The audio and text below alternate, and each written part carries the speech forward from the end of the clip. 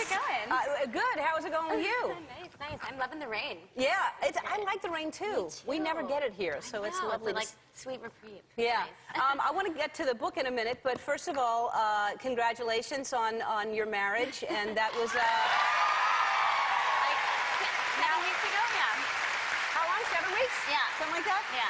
So beautiful pictures, and this was in Montecito? It was. You had a house there or something? We did. We found a really gorgeous private residence, and they had just like a perfect backyard, and it was the only location that we looked at, so it was like, you know, meant to be, I think. And I made him dance. He was so mad at me. What was your song that you danced to? Stand By Me. Oh, that's great. Yeah, by Benny King. That's I love great. that song. So. And so what?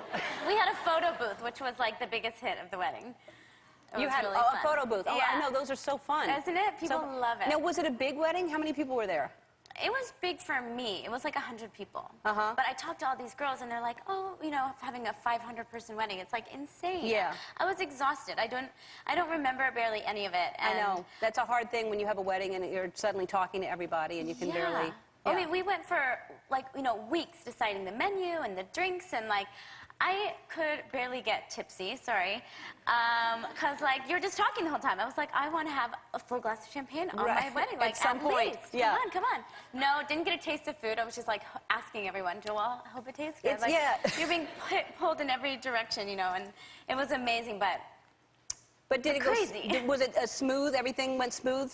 Everything, once everything started happening, like the getting ready and the actual wedding was perfect. Beginning part of the day, lost my tooth. Yeah, tooth fell out in my hand. Thank God I didn't swallow it. Like you bit into something? Not good for a bride on a wedding day. Oh. Bit into a bagel, sitting on my bed with my mom and my sister, and they were like, "You're an idiot. Wait, you did not." Come wait, on. what time was this? It was like at 11 in the morning. And the wedding is at what time? We started getting ready at like 2. So I had a little cushion time. But who, like, thinks... Cushion time? Yeah. What do you mean cushion time? What did you do? I burst into tears, and then I started laughing at myself, and then I really burst into tears. And then my sister was like, go get in the bathtub. Don't get your face all red. You're ridiculous. Like, we're never going to let you get married with no tooth. And this is random, my amazing wedding planner, Mindy Weiss. That was my wedding planner. She's amazing. Mindy Weiss is, if anybody's getting married, Mindy Weiss. She is a genius, right? She is. So Mindy's sister's husband's best friend is like a top dentist in Montecito and called him up. I was like, thank God for you. That's amazing. Wait, was your mouth numb when you were talking? Were you trying to like talk with a numb mouth? No, because I've had a root canal in that tooth, so there was no feeling. They didn't have to numb me up or anything. Oh, that's amazing. Isn't that insane? Wow. I was like, nothing horrible can happen already. Like, the worst thing that could possibly happen happened. And I took a picture of my mouth with my missing tooth and sent it to Mike because we didn't see each other like the day before the wedding. Right. And I texted to him. He was like, you're joking, right? I'm like, you ready to marry me? Come on. He's like, I'm supposed to be the one with no tooth. That's hilarious. That's hilarious. And now you're in the middle of moving. I know the house, actually. It's a friend of mine did the house, Jane. Yeah, Jane. And so you're now, you worked through, how long was that construction?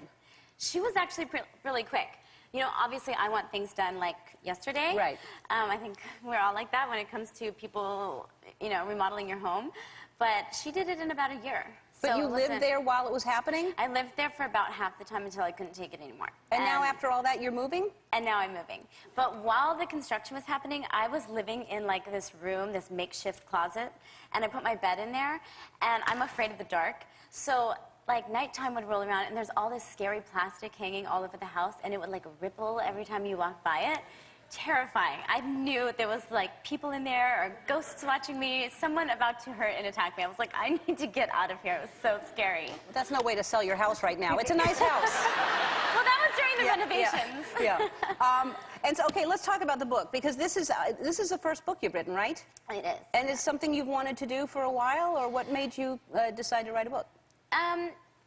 I didn't grow up thinking I wanted to write a book, but I think doing what I do, I'm always having ideas and constantly going. You know, my mind is just always thinking. And so I had these characters thought out in my head and just started writing ideas down. And I thought either, you know, I'm going to try and pitch this as a show or write a script. And instead, I ended up meeting some of the right people and decided to start like taking all my thoughts and my papers that were everywhere and form it into a book. What is it about? It's about a young girl. Her name's Clea Raymond, and she is a aspiring photojournalist who has like a very exciting life. She gets to travel the world, and she's lived in the spotlight because her parents are famous.